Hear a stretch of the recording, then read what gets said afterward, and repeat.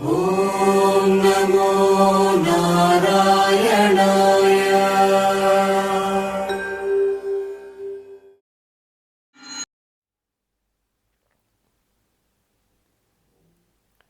గీతామృతం ప్రేక్షకులకి పునఃస్వాగతం.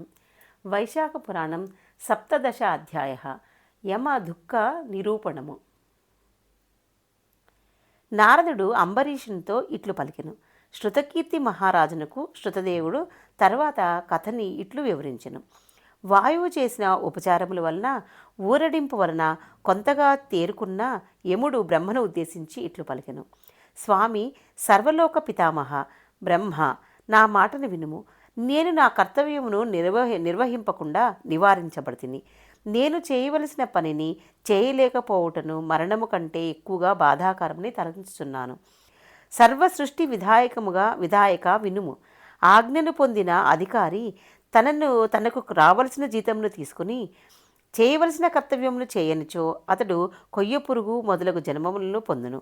అతి తెలివితో లోభము పొంది యజమాని ధనముతో పోషించబడుచు కర్తవ్యమును చేయినచో అతడు భయంకర నరకలోకముల్లో 300 కల్పములు చిరకాలముండి మృగాది జన్మలను ఎత్తును.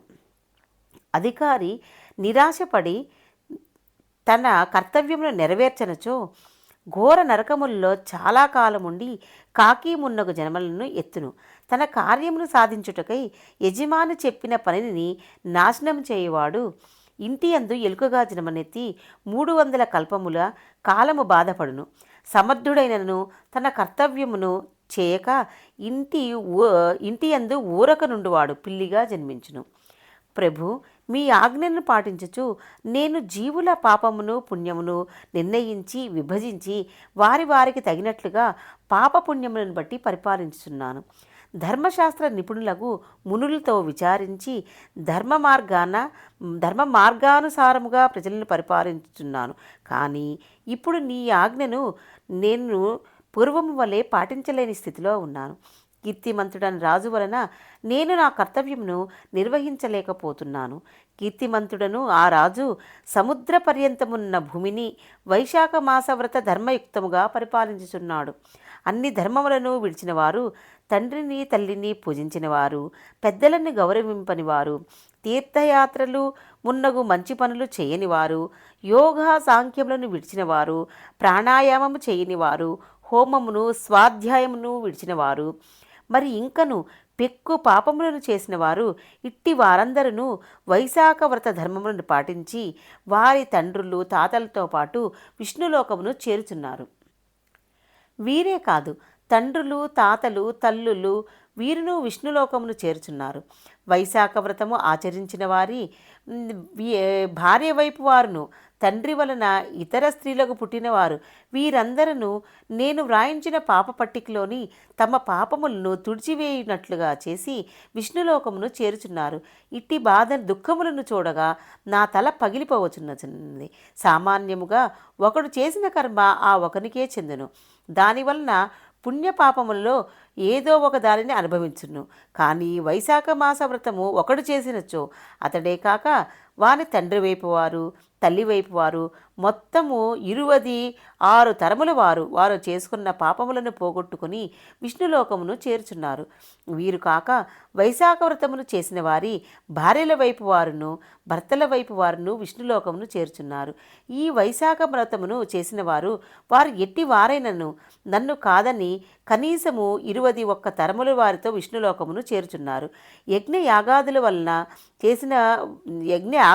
చేసిన వారును వైశాఖ వ్రతమును చేసిన వారి వలె విష్ణులోకమును చేరుటలేదు. తీర్థయాత్రలు దానములు తపములు వ్రతములు ఎన్ని చేసిన వారైనను వైశాఖ వ్రతము చేసిన వారి వలె విష్ణులోకమును చేరుటలేదు. ప్రయాగ పుణ్యక్షేత్రమున పుట్టినవారు, యుద్ధమున మరణించిన వారు, భృగుపాతము చేసినవారు, కాశీక్షేత్రమున మరణించినవారు వీరెవ్వరూ వైశాఖవ్రతము చేసిన వారు పొందినట్టి పుణ్యమును పొందుటలేదు. అనగా ప్రయాగక్షేత్రమున నదీ ప్రవాహమున దుమికి మరణించిన కోరిన కోరికలు తీరును అని అందరు.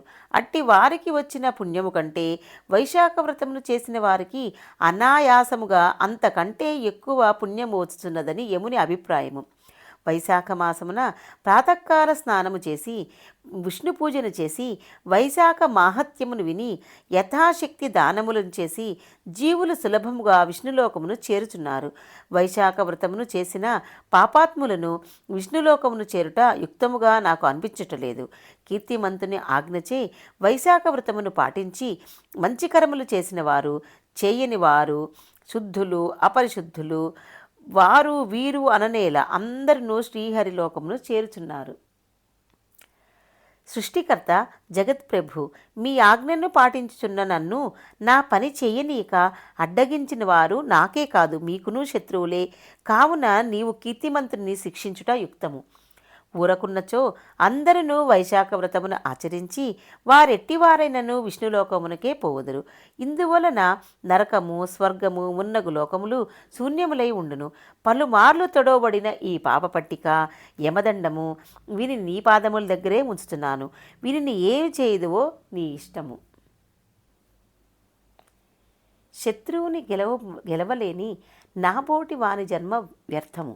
అట్టి వానిని కనుటయు ఆ తల్లి చేసిన వ్యర్థమైన కార్యమే.